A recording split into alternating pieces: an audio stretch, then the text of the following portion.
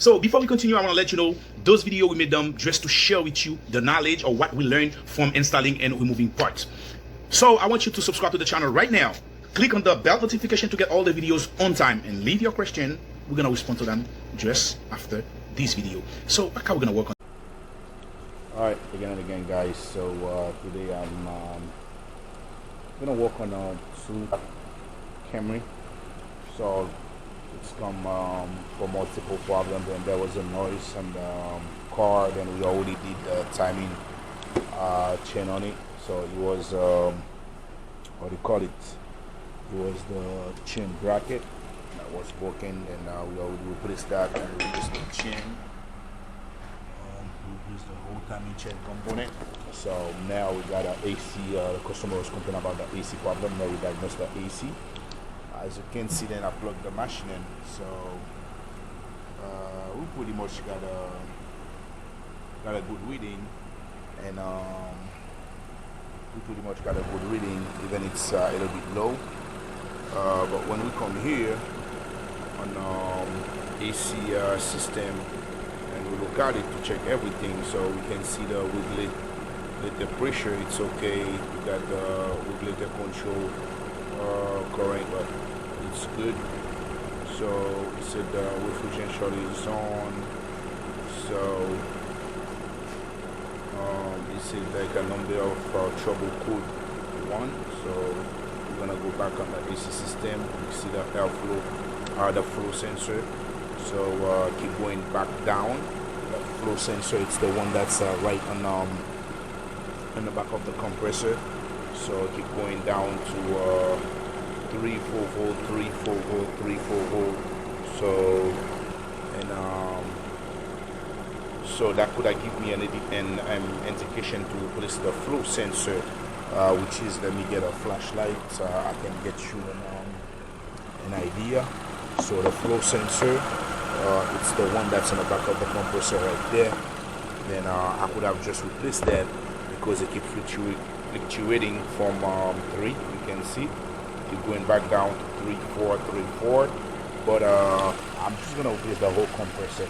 So let me tell you the reason why I'm gonna replace the whole compressor. I could have just replaced the flow sensor. It's $40-something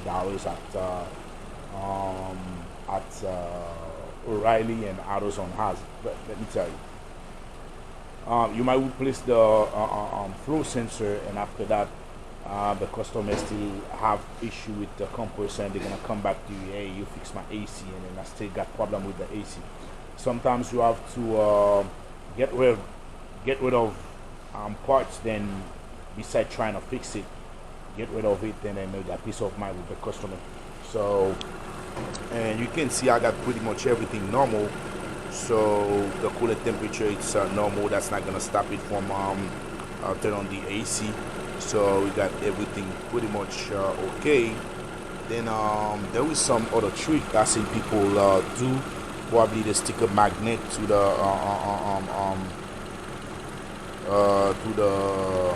or they call it the flow sensor. They stick a magnet to it, see if that's gonna turn the AC on. Yes, once I did that, you can see the fan kick on. That's mean earlier the flow sensor keep fluctuating up and down, up and down, up and down. So like you can see, we got a code for it. So the AC on. So now let's go back to with the voltage on the flow sensor. It's keep fluctuating from 3 to 4, 3 to 4 volts, and we were supposed to get a constant 4 volts. So I'm just gonna do an estimate. So to replace the compressor. So and we're gonna call the customer, and we're gonna come back for compressor replacement. Alright, so now we're gonna replace the compressor, and I will call O'Reilly to bring me a compressor. So I just we go through the system. So now I'm gonna come here. So I'm gonna use this 14 wrench to move the tensioner. I can get the belts out. I'm using this wrench, as you can see. I just lock the tensioner. So all I always like do is take a zip tie, put a zip tie in it or something just to hold it somewhere in here.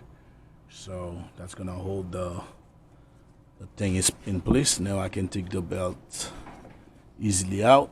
So the next step gonna be those two 10 bolts, 10mm bolts that bolting the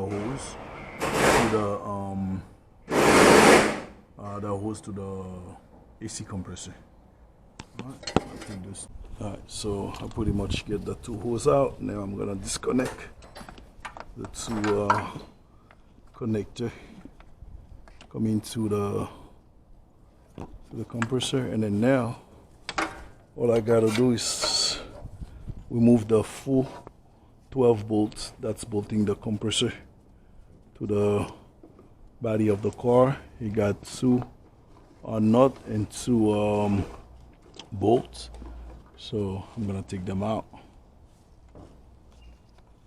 Already get the compressor out. I think now all I gotta do is take the fan out.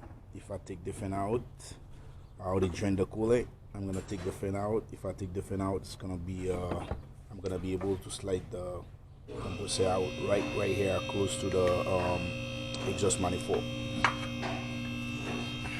Now I already removed the upper shield. I'm gonna disconnect the fan on both sides. Disconnect both fans. Alright, I get both fans disconnect. So all I gotta do now is take this out of here. Alright, so I got the fan wire on the side. Now I'm gonna remove the upper radiator hose. So once I remove the upper radiator hose, all you gotta do just squeeze those two. Let me see if you can see it. You just squeeze this and you pull the fan out. The fan out. Once you get the fan out, you're gonna have plenty of room to get the compressor out.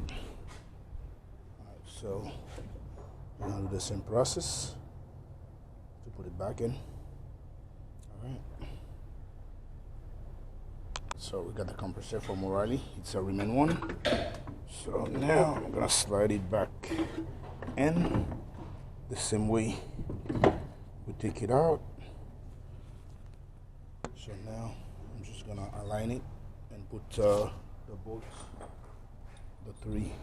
You already got a stud in there. I'm just gonna align it to the stud, and the other stud going in the front, and those two bolts going in the back. We already get the compressor in place. So now the next step is we're gonna change the seal on those on the line before we install it on the new compressor. I'll change the two seals on each line. So I already get the compressor in place, the hose and the connector, before I put the fan back on. So what I'm gonna do, I'm gonna start recharging the system. That's gonna save me time when I finish putting everything in, so I can just ready to get. So what I'm gonna do now, I'm gonna go to all data. So I'm gonna go on repair right here. I'm gonna click on repair. I'm gonna come here and specification right here. Click on specification. I'm gonna go on fluid tap and capacity. I'm gonna go on refrigerant. So on the refrigerant, I'm gonna go on refrigerant replacement. So I'm gonna go on air conditioning data. So it told me that it take 480 to 580 gram. So that's what we're gonna put in there. So I'm gonna go back in here. So it took out 1 millimeter of oil. So I'm gonna go back in there. I don't want to do recovery, so I'm just gonna go and open the oil on On the oil, I'm gonna add oil. I'm gonna add 0.02 at least millimeter of oil. So I'm not gonna add dye. I'm gonna go here. It was supposed to be 580. I'm gonna add 580. So I'm gonna start. Yes, I start. Alright, so I'm gonna vacuum the system 15 minutes and I'm gonna test the system for 15 minutes to make sure. Alright, by the time now the next step gonna be the what do you call it? The fin. I'm gonna put the fin back in. Alright. To put the fin in, I like sliding it like that. I pretty much got the fin back in. So now I'm gonna put the reservoir back in there. 2 bolt. That's the bolting it.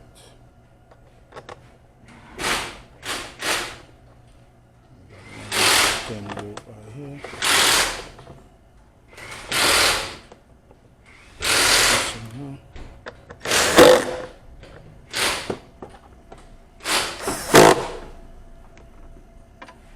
Okay, so now the next step, I'm gonna put this shell back in. Oh, I'm gonna put this air box back in. We got 210 bolt on each side. Oh yeah. Go.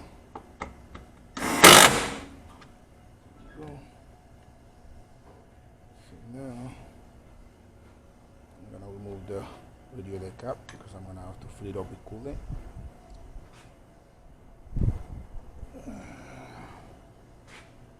So I'm gonna put this cover back in.